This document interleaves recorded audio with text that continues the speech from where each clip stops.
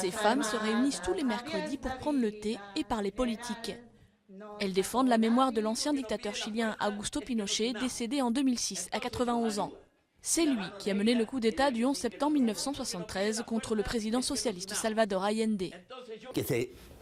Que le gouvernement des forces armées soit reconnu, tout comme la mémoire du général Pinochet.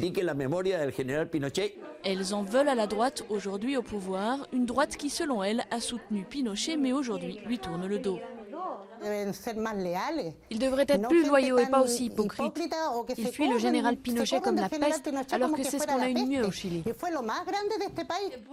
La dictature qui a suivi le coup d'État a duré 17 ans, jusqu'au retour de la démocratie en 1990.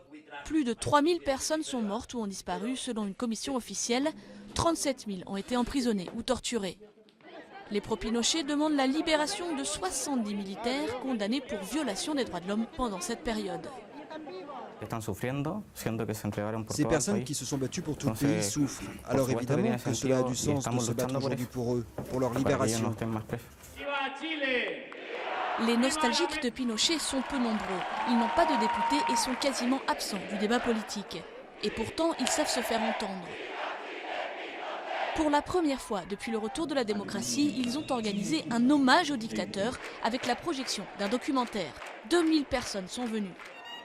Les protestations des anti-Pinochet n'ont pas manqué. Le gouvernement s'est opposé à l'hommage mais ne l'a pas interdit. Aucune loi n'empêche les défenseurs de la dictature de s'exprimer au Chili.